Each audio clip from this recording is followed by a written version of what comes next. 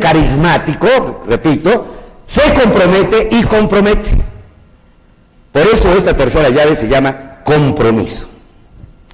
¿Qué dice al final de la página número 5? El líder vive el compromiso y compromete a sus seguidores. ¿De acuerdo? ¿Qué significa cultura? Cultura. Costumbres, cultura. Conocimientos, cultura. Tenemos a Conaculta aquí, ¿qué significa cultura? ¿Sí? Tenemos aquí 300 respuestas. Cultura. Obviamente estamos hablando qué forma una cultura. Obviamente los rituales, los colores, la religión, los hábitos, pero la parte nuclear, así como esto es cristal o es vidrio, obviamente la parte nuclear de esta mesa, que es madera, la parte nuclear de una cultura es, anótenlo, la costumbre. La costumbre. ¿Qué significa coherencia?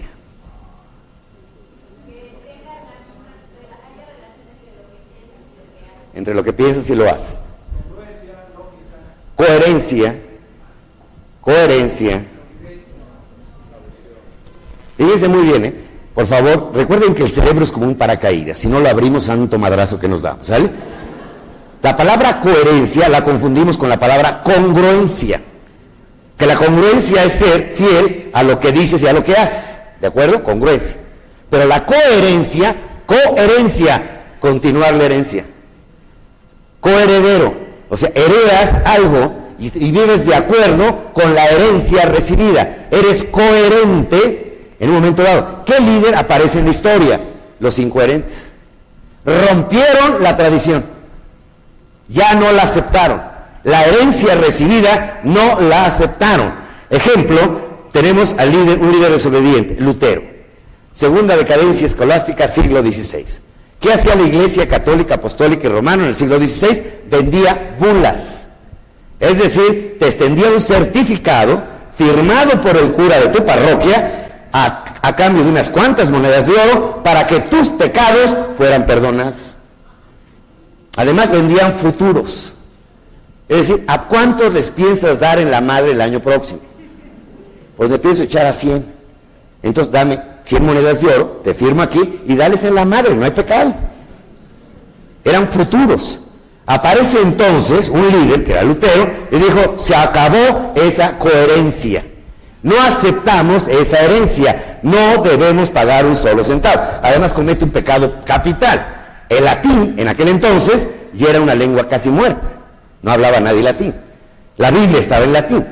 Entonces resulta que el señor Lutero la pasa al alemán. Rompe la herencia. Ya no vamos a hablar la Biblia en latín, sino en alemán. Y además les dice a sus seguidores, y aquel que no la lea, se va al infierno. Entonces, ¿qué sucede? Erradica el analfabetismo. Y luego les dice, el que no haga dinero aquí, no va a tener entrada al cielo. Que entonces crea que el capitalismo. Más vale que la hagas en esta porque en la otra valiste madre, ¿sí? Entonces, ¿qué resulta? Estamos hablando de alguien que rompió la herencia. ¿Jesucristo habrá roto la herencia? Viene de la ley judaica, ¿eh? Viene de la ley de talión. Ojo por ojo, ¿sí? Diente por diente. Y dice, ¿qué Dios hay en el Antiguo Testamento? Un Dios violento, un Dios vengativo, un Dios de diluvios, un Dios de muertos, un Dios de venganza, y de pronto aparece un líder que va contra esa herencia. Dice, Dios no es eso, Dios es amor. ¡Qué óvole! Ya tenemos que rompimiento.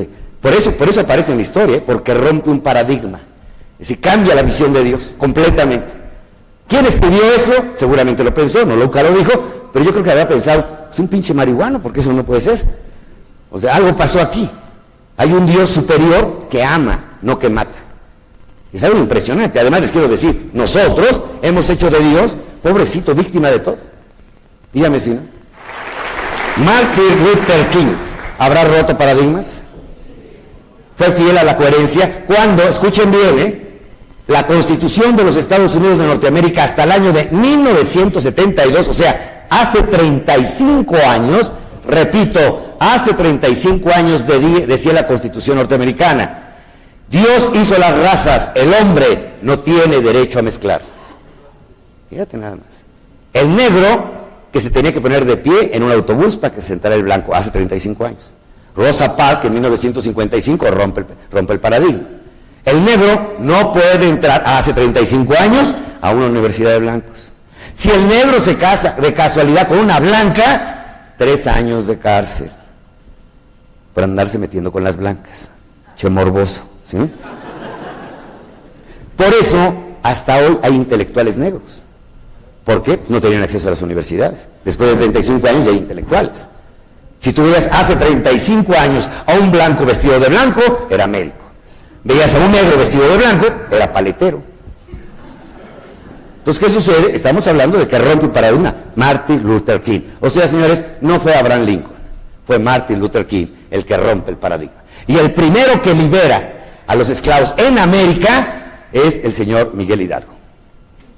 Es el que hace la primera declaración a nivel de líder de que no debe tratarse de discriminarse a ninguna raza. Impresionante. Juan Pablo II habrá roto paradigmas contra la cultura, ¿eh? Imagínate, el actual Papa dijo que el proceso de evangelización fue para purificarnos. Juan Pablo II pidió perdón por la tragedia de la evangelización. La Segunda Guerra Mundial murieron 55 millones de seres humanos. En la colonización de América, desde el norte hasta el sur, murieron 90 millones de indígenas. Juan Pablo II pide perdón por el proceso. Juan Pablo II pide perdón a los judíos, porque ellos, conocedores del Holocausto, no hicieron absolutamente nada. Y gran parte de los que huyeron, de los nazis que huyeron a Argentina, Bolivia y demás, salieron con pasaporte del Vaticano. Y Juan Pablo II pide perdón. Imagínate qué locura, por todo lo pasado. ¿Está rompiendo paradigmas o no? ¿Va contra la cultura o no? Porque supuestamente ningún papa se equivoca, es infalible. Y él va en contra de lo establecido. ¿Rompe con qué? Con la herencia. Un Juan Pablo II, por favor, imagínatelo, haciendo una conspiración con el señor Ronald Reagan para que caiga finalmente el día 9 de noviembre de 1989 el muro de Berlín. Imagínate un papa haciendo alianzas con un sindicato, Solidaridad en Polonia.